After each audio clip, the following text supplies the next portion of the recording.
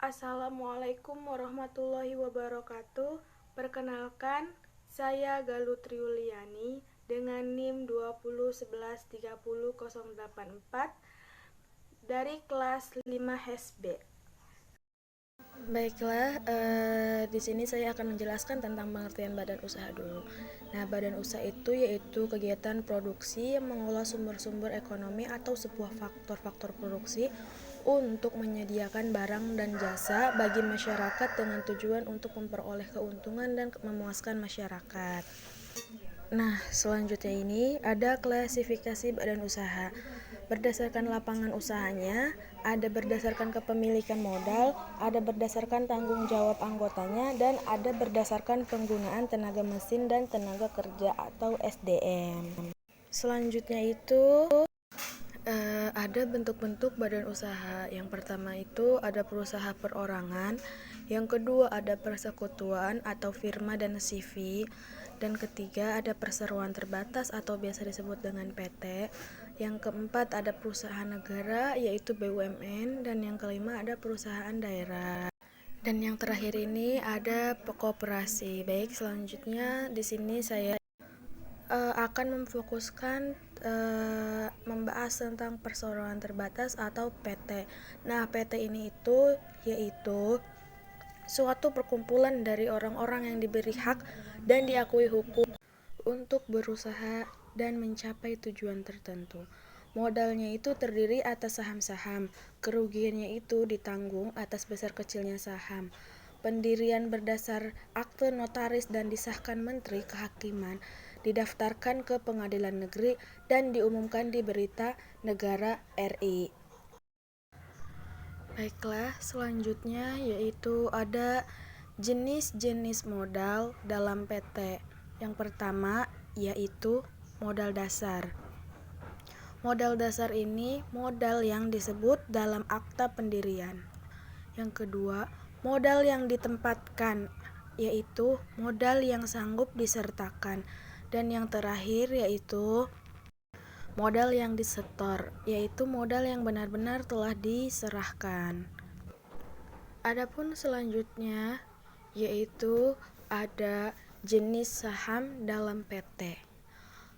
Jenis saham dalam PT ini yang pertama saham biasa, yang kedua saham prioritas atau preferen, yang ketiga saham bonus, yang keempat saham pendiri, dan yang terakhir saham kosong. Untuk selanjutnya itu ada kelebihan PT. Nah, yang pertama ini ada terbatasnya tanggung jawab atau tidak masuk harta pribadi. Yang kedua, struktur organisasi dapat mengakomodasi karyawan yang bermotivasi tinggi. Yang ketiga ini ada saham mudah diperjualbelikan. Yang keempat, pemilik dapat mengalihkan modal atau mewariskan. Yang kelima, mudah menarik modalnya kembali. Yang keenam, pengelolaan modal lebih efektif. Dan yang terakhir, yang ketujuh, perseroan bersifat langgeng, tidak tergantung pemegang saham. Baiklah, selanjutnya ini ada kelemahan PT. Nah, yang pertama itu ada prosedur pendirian relatif sulit. Yang kedua, harus membuat laporan termasuk pajak kepada pemerintah. Yang ketiga, beberapa pajak yang dikenakan. Yang keempat itu ada kerahasiaannya kurang terjamin. Yang kelima, pemegang saham ini hanya sedikit untuk memiliki kendali. Yang keenam, harus adanya izin khusus untuk usaha tertentu. Dan yang terakhir, kurangnya hubungan perseorangan. Nah, di sini saya akan membahas tentang PT dari PT Paragon. Indonesia is a fascinating nation.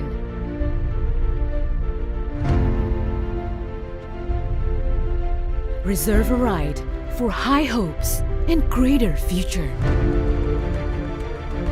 From big dreams to begin with, we present our devotion for the nation. Paragon Technology and Innovation.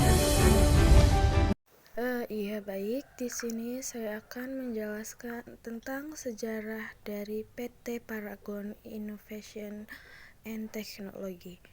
Sebelumnya, PT Paragon ini telah berdiri sejak tahun 1985 dengan nama sebelumnya yaitu PT Pusaka Tradisi Ibu dengan brand pioner mereka yaitu Putri dengan tagline Salon's Best Choice. Di tahun 1995 ini, perusahaan ini memperkenalkan merek kosmetik mereka dengan nama Wardah Kosmetik. Lalu, pada tahun 1999 ini, PT Pusaka Tradisi Ibu melalui pabriknya telah mendapatkan sertifikat halal dari LPPOM MUI dengan brand kosmetik Wardah sebagai pioner brand halal di Indonesia. Lalu, pada tahun 1998, pabrik ini pindah dari tempat sebelumnya yaitu dari Cibodas ke kawasan industri Jatake, Tangerang dengan luas 5.500 meter.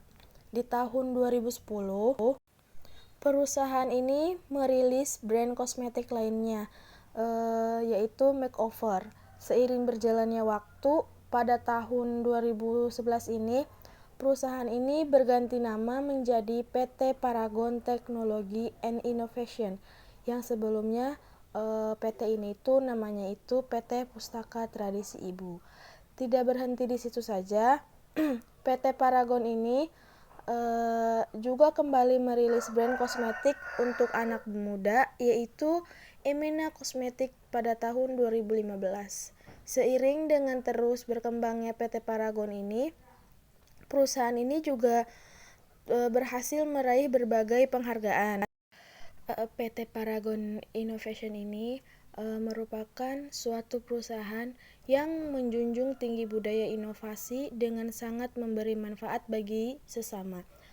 Beriringan dengan berbagai kegiatan corporate social responsibility dalam 4 pilar yaitu pendidikan, kesehatan, lingkungan, dan pemberdayaan perempuan, Paragon bertekad untuk membangun Indonesia bersama seluruh stakeholder-nya.